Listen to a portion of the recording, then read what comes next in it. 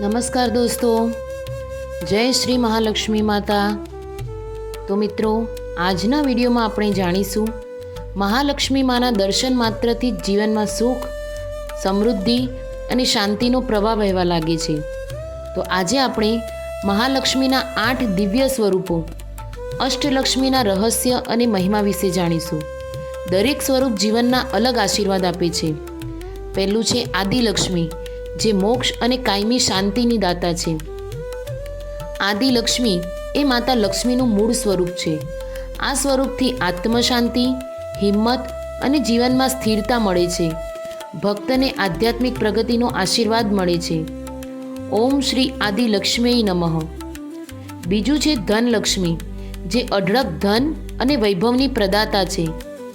ધનલક્ષ્મી જીવનમાં પૈસા, સંપત્તિ, વ્યવસાયમાં વૃદ્ધિ અને આર્થિક સ્થિરતા આપે છે। ભક્તના ઘરમાં અન્ન, ધન અને સમૃદ્ધિનો કદી અભાવ રહેતો નથી।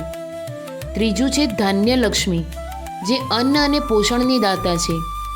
ધાન્યલક્ષ્મી ભૌતિક સુખ, અન્ન, ધાન્ય અને પરિવારની સમૃદ્ધિનું રક્ષણ કરે છે। કુટુંબમાં વિવાદ ઓછા કરીને શાંતિનું વર્તુળ સર્જે છે।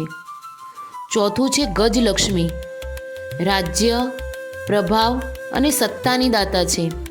ગજલક્ષ્મી એ ઇન્દ્રાદિ દેવતાઓને સંપત્તિ આપનાર સ્વરૂપ છે। આ સ્વરૂપ જીવનમાં માન સન્માન, સફળતા, મોટા અવસર અને પ્રતિષ્ઠા આપે છે। પાંચમું છે સંતાનલક્ષ્મી, સંતાન સુખ અને પરિવારી સુખાકારીની દાતા છે। માતા સંતાનલક્ષ્મી સંતાનનો આશીર્વાદ, બાળ સુખ અને બાળકોની પ્રગતિનો આશીર્વાદ આપે છે। પરિવારને સુરક્ષા અને ચાલી આવતી પેઢીની સમૃદ્ધિ મળે છે। છઠ્ઠું છે વિજયલક્ષ્મી, જે અડચણો ઉપર વિજયનું બળ આપનાર છે।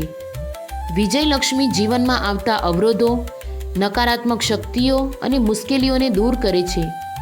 ભક્તને હિંમત, ધૈર્ય અને દરેક ક્ષેત્રે વિજય મળે છે। સાતમું છે વિદ્યાલક્ષ્મી, જે જ્ઞાન, બુદ્ધિ અને શિક્ષણની દાતા છે। વિદ્યાલક્ષ્મી જ્ઞાન, સ્મરણ શક્તિ, એકાગ્રતા અને અભ્યાસમાં સફળતા આપે છે। વિદ્યાર્થીઓ, શિક્ષકો અને જ્ઞાનપ્રેમીઓ માટે આ સ્વરૂપ અત્યંત મહત્વનું છે। આઠમું છે ધૈર્યલક્ષ્મી, ધૈર્ય, શક્તિ અને રક્ષણની પ્રદાતા છે। આ માતાનું સ્વરૂપ ભક્તને મનોબળ, આત્મવિશ્વાસ, શૌર્ય અને જીવનમાં રક્ષણનો આશીર્વાદ આપે છે। ભય, નકારાત્મકતા અને દુઃખ દૂર કરે છે।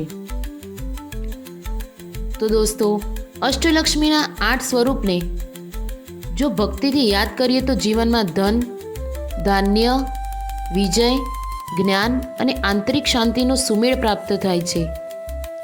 માતા લક્ષ્મીનું નામ લેવાથી જ દુઃખો દૂર થાય છે અને સુખ સમૃદ્ધિનો પ્રવાહ શરૂ થાય છે। તો મિત્રો, જો તમને આ વિડીયો ગમ્યો હોય તો લાઈક કરો, શેર કરો અને અમારી ચેનલને સબસ્ક્રાઈબ કરવાનું ભૂલતા નહીં। જય મા લક્ષ્મી।